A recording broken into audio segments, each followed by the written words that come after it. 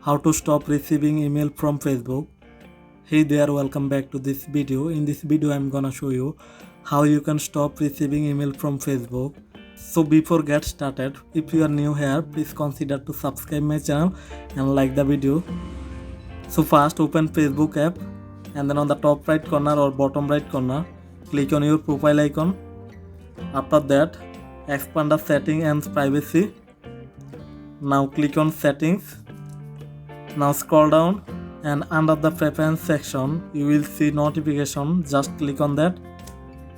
Now scroll down and here you can see email, just click on that. Now click on email frequency. After that select on the required notification and there you go. And that's how you can stop receiving email from Facebook. Hope that this video helped you out. Thanks for watching.